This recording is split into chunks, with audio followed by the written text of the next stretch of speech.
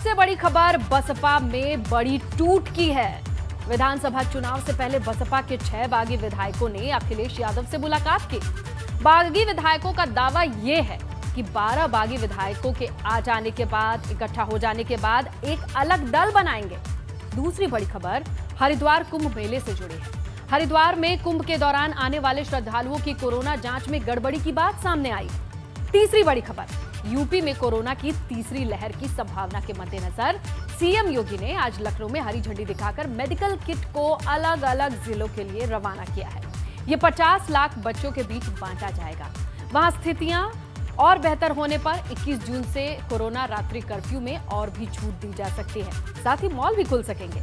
चौथी बड़ी खबर अयोध्या जमीन खरीद मामले में जारी विवाद की है। आम आदमी पार्टी के सांसद संजय सिंह के दिल्ली स्थित आवास पर कालिक पोती गई, जिसके बाद 2 लोगों को हिरासत में भी लिया गया है। तो ये 4 बड़ी खबर 4 बजे की न्यूज एट 4 में देखेंगे आप डिटेल में।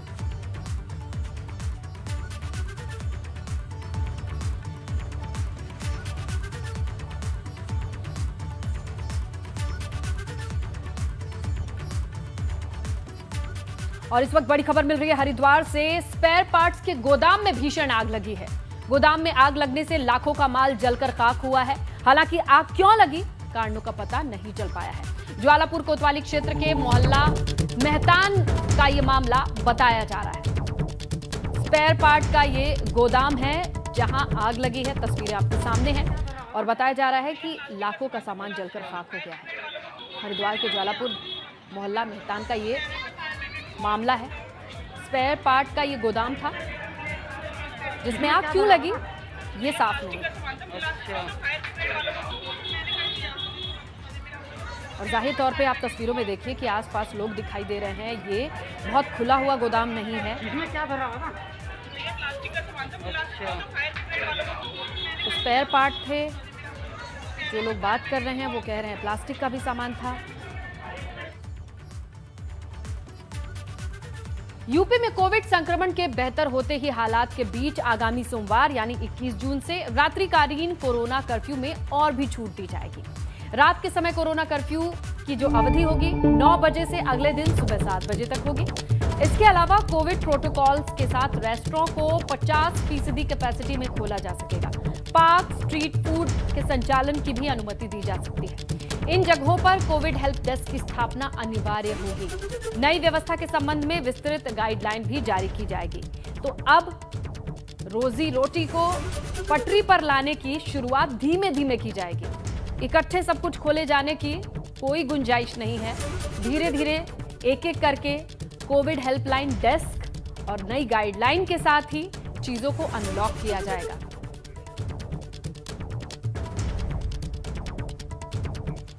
तो उधर हरिद्वार कुंभ मेले के दौरान हरिद्वार आने वाले श्रद्धालुओं की कोरोना जांच में गड़बड़ी की बात सामने आई है। आईसीएमआर के निर्देश पर हरिद्वार के जिलाधिकारी ने कोरोना टेस्ट में गड़बड़ी जांच के लिए अधिकारियों की एक समिति बना दी है। मामला हरिद्वार कुंभ मेले के दौरान कोरोना टेस्ट कर रही प्राइवेट लैब से जुड़ा है।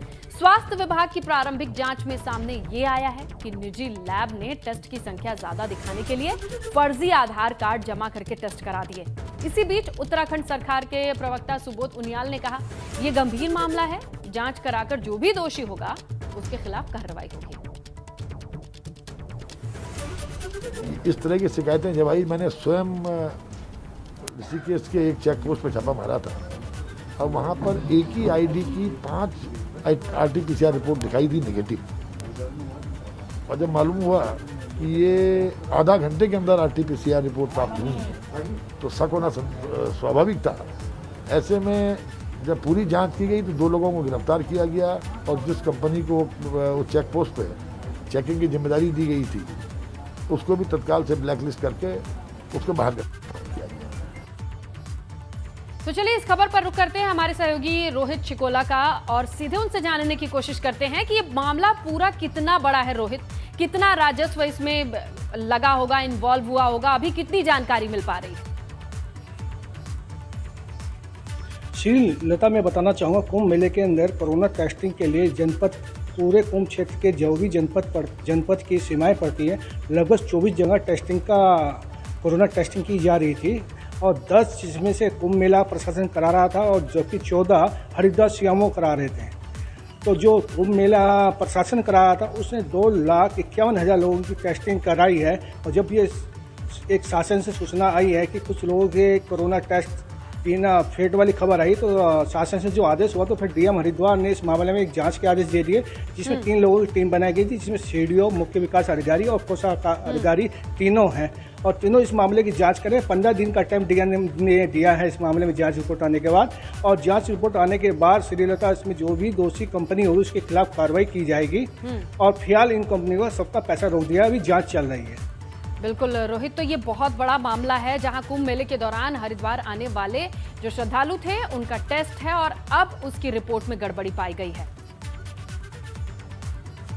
रोहित, आपका शुक्रिया तमाम जानकारी के लिए, लेकिन ये मसला काफी बड़ा है क्योंकि जांच में गड़बड़ियां बहुत बड़ी कमी है। ना सिर्फ जिन लोगों की जांच की गई, क्या उसके रिपोर्ट में भी धांधलेबाजी की गई या वो भी स्पष्ट थी कि नहीं थी, क्योंकि इन सब पूरे मामलों को अब जोड़ के ही देखा जाएगा। आईसीएमआर के निर्देश पर ये जांच के आदेश हैं।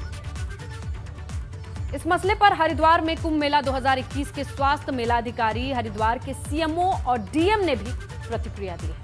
11 इसमें पेनल्टी सीएमओ साहब की तरफ से भी और स्वास्थ्य विभाग जो कुंभ मेला का था उसकी तरफ से दोनों तरफ से जाँच की गई है। ऐसा संज्ञान में आया है कि ऐसी कोई किसी ने गलत डाटा इसमें फीड किया है, उसकी जांच की जा रही है। सीडीओ साहब के दिशा में से कमेटी बनी, उसकी जांच की जा रही है। देखना पड़ेगा कि कितनी हुई है, उसकी जांच चल रही है, इसलिए उस संबंध में अभी कुछ भी बोलना मेरे लिए ठीक नहीं है। हमारे यहाँ से भी चल रही थी, लेकिन अभी मेरा कुछ भी बोलना ना, उसमें जांच हो रही है, तो जांच के हिसाब से जो भी आएगा, तो कुछ बोलना ठीक नहीं है। इसमें एक कुंभ मेला के दौरान विभिन्न प्राइवेट लैब्स के माध्यम से जो टेस्टिंग किया जाता था, उसमें से किसी एक लैब ने कुछ अनियमितताएं किए करके एक आरोप आया है। उस प्रकरण में जो है जांच करने के लिए एक उच्च स्तरीय जांच समिति गठित कर दिया है। इसमें मुख्य विकास अधिकारी और वरिष्ठ कोषाधिकारी और जिला विकास अधिकारी 3 लोगों का इसमें कमेटी है। वो जो है अभी जांच करने का अभी शुरू किए हैं। जांच पूरा होने के बाद जो है यदि इसमें कोई अनियमितता पाई जाएगी उसमें जो है सख्ती से सख्ती कार्रवाई करेंगे। कोरोना की दूसरी लहर पर काबू पाने के बाद अब यूपी सरकार ने संभावित तीसरी लहर को लेकर तैयारी शुरू कर दी है। यूपी सरकार ने यूपी में संभावित तीसरी लहर से बच्चों को बचाने के लिए पूरे प्रदेश में बच्चों को मेडिकल किट बांटने की योजना तैयार की है।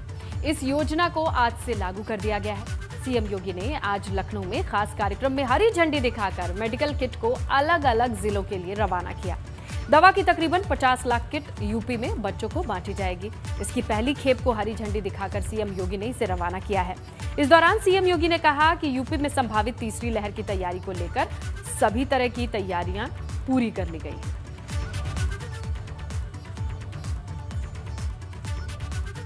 जो आशंका है वह 12 वर्ष से कम के बच्चे इसकी चपेट में आ सकते हैं, क्योंकि 12 से 18 के बीच में वैक्सीन का ट्रायल चल रहा है और हमें विश्वास है बहुत जल्दी वो वैक्सीन भी आ जाएगा। प्रधानमंत्री जी की व्यक्तिगत रुचि बच्चों के वैक्सीन को भी बहुत शीघ्र मार्केट में पहुंचाने में मदद कर देगी, क्योंकि किसी वायरस के खिलाफ कोई वैक्सीन आना ये पहली बार हुआ है। 12 वर्ष से छोटी उम्र के जितने बच्चे होंगे उनके अभिभावकों को हम लोग अभिभावक स्पेशल बूथ के माध्यम से वैक्सीनेशन के साथ जोड़ेंगे। वैक्सीन का एक सुरक्षा कवच उपलब्ध करवाएंगे। बच्चों के लिए भी वैक्सीन आने के पहले मेडिसिन किट की व्यवस्था गांव-गांव में, मोहल्ले-मोहल्ले में वितरित होनी है। 72,000 निगरानी समितियां प्रदेश के अंदर वर्तमान में कार्य कर रहे हैं। इन सभी निगरानी समितियों से जुड़ी हुई जितने भी हमारे आशा वर्कर हैं, आंगनबाड़ी कार्यकर्त्री हैं, एएनएम हैं, ग्राम प्रधानगण हैं और भी राजस्व विभाग के कर्मी उनके साथ जुड़े हुए हैं, उन सब का मैं हृदय से अभिनंदन करूंगा कि उन्होंने बेहतरीन कार्य किया। 0 से लेकर 18 वर्ष तक के इन बच्चों के लिए भी हम अब मेडिसिन किट हर जनपद में उपलब्ध कराएंगे और हमारी निगरानी समितियां गांव-गांव में जाकर के इस मेडिसिन को वितरित करने का कार्य करेंगी। सरकार कोरोना का टीका फ्री में लगवा रही है, जागरूकता अभियान चला रही है। लेकिन कुछ लोग इस टीकाकरण अभियान को पटरी से उतारने पर उतारू हैं। चंदौली में एक गांव से ऐसा ही मामला सामने आया। देखिए रिपोर्ट।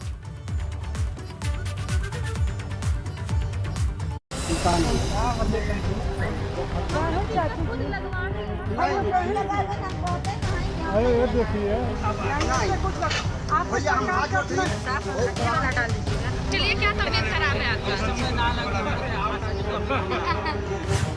क्या ऐसे ही कोरोना हारेगा? जब स्वास्थ्यकर्मी समझा बुझा कर हार जाएं, लेकिन लोग कोरोना का टीका लगवाने के लिए तैयार न हों।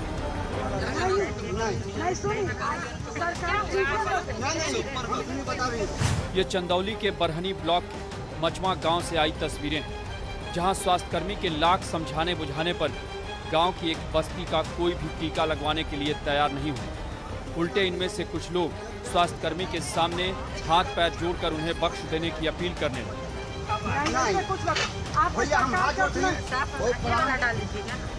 इस मामले पर स्वास्थ्यकर्मी का क्या कहना है, खुद उन्हीं से सुन लीजिए।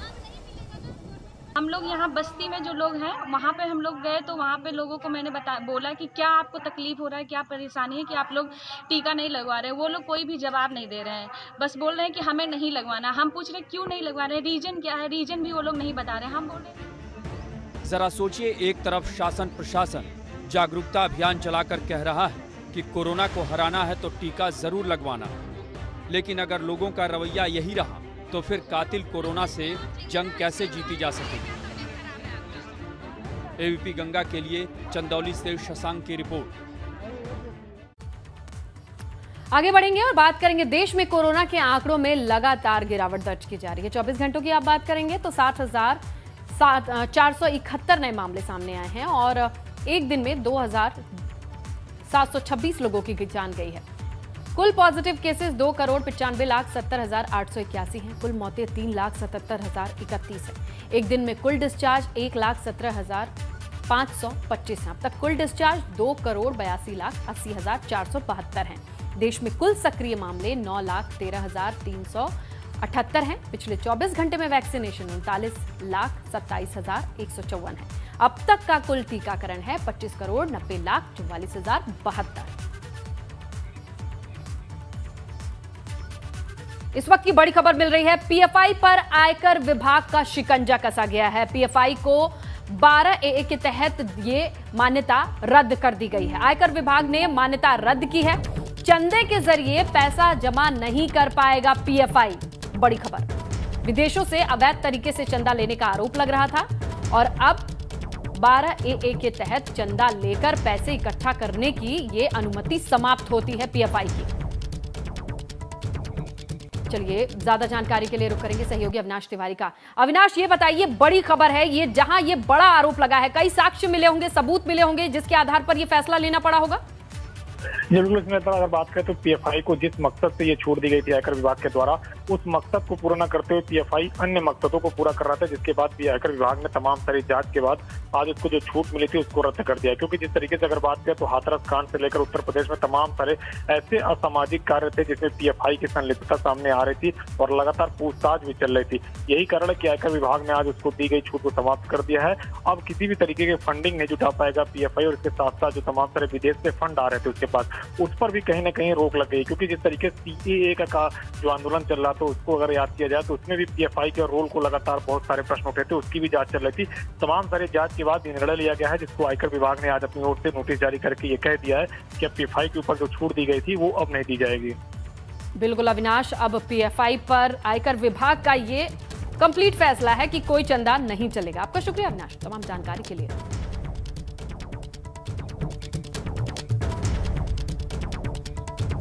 न्यूज़ एट 4 में अब बात यूपी के सियासत की, जहां आगामी विधानसभा चुनाव से पहले बसपा में बड़ी टूट हुई है।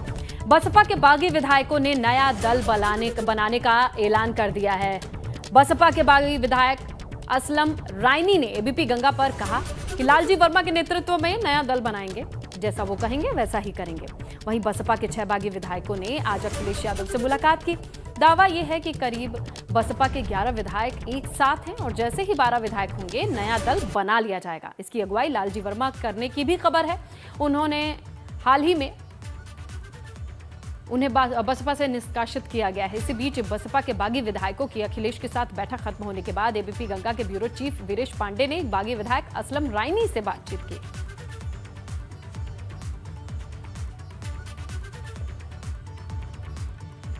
हम लोग 6 नहीं हैं, आज की तारीख में हम लोग 11 हैं और कोशिश ये कर रहा हूँ आपके चैनल के माध्यम से कि हम लोगों की संख्या बहुत जल्द 12 होने वाली है और 12 जिस दिन हो जाएगी उस दिन हम लोग अलग पार्टी बनाने के लिए विचार कर चुके हैं।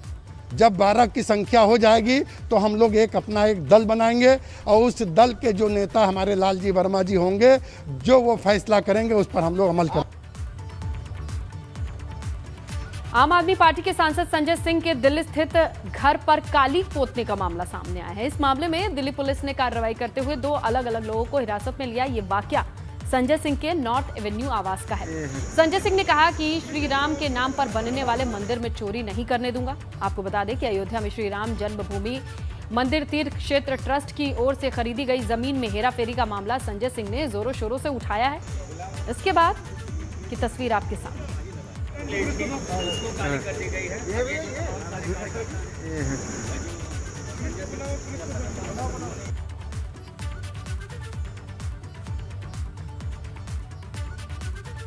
इस वक्त अपने नॉर्थ एवेन्यू के आवास पर हूं और मेरा आवास महामहिम राष्ट्रपति जी के भवन के 100 मीटर की दूरी पर, और यहां पर अभी मेरे घर पे हमला हुआ है। मैं बहुत साफ तौर पे कहना चाहता हूं भारतीय जनता पार्टी की सरकार से और उनके गुंडों से, आप जितने चाहे हमले करवा लो और चाहे मेरी हत्या करवा लो, लेकिन मर्यादा पुरुषोत्तम भगवान श्री राम के नाम पर बनने वाले मंदिर में अगर चंदा चोरी करोगे तो एक नहीं 1000 बार बोलूंगा।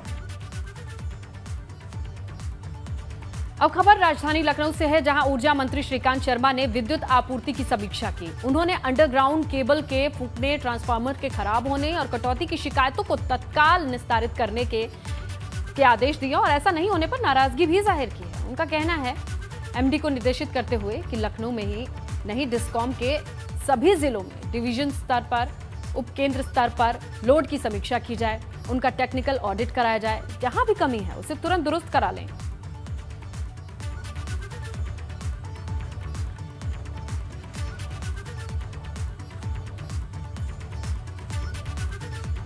और प्रदेश में तय समय से पहले पहुंचा मॉनसून परेशानी का सबब बन गया है। लखीमपुर खीरी में 24 घंटे से लगातार बारिश से जगह जगह जलभराव है। बलिया में झमाझम बारिश होने से मौसम सुहावना है। लोगों को गर्मी से निजात तो जरूर मिली है। उधर गोंडा में भी रुक रुक कर बारिश होने से जनजीवन अस्त व्यस्त है।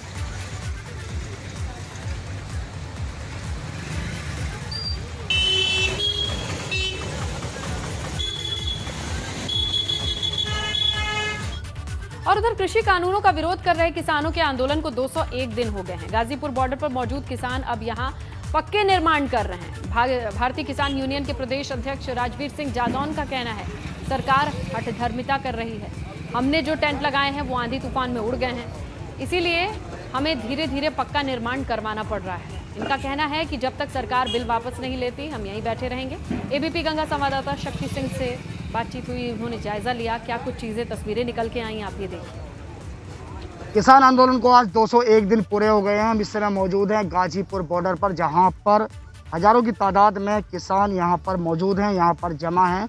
हम आपको ये दिखाते हैं कि अब किसानों ने यहां पर पक्के बाथरूम बनाने शुरू कर दिए हैं। ये आप तस्वीरों में देख सकते हैं कि किस तरीके से यहाँ किसानों ने यहाँ पर पक्का निर्माण शुरू कर दिया। ये बाथरूम है और जो प्रदेश अध्यक्ष हैं राजवीर सिंह जादौन, उनसे हम बात करते हैं। सर ये बताइए कि अब यहाँ पर पक्का निर्माण किया जा रहा है। हाँ जी, ज़रूरत की चीज़ें तो बनाना पड़ेंगी। ये पहले जो बनाए थे बाथरूम हम लोगों ने उसके बांस के और उसके तिरपाल के, वो आंधी तूफान आए सारे के सारे उड़ गए। कुछ सरकार के द्वारा भेजे गए थे फाइबर बाई बड़ा प्लास्टिक, बड़े बड़े आइटम थे उनको लगाया, वो भी सब उड़ गए। तो हमें मजबूरी में ये देखिए सब ये चद्दर है केवल ये प्लास्टिक की, इसको लगाया है। नीचे ये उड़े नहीं और नीचे का फर्श ठीक रहे, तो इसके लिए इसमें पक्का भी कराया गया है। और जन सुविधाएँ हैं, जुटाना पड़ेगी आंदोलन के दौरान।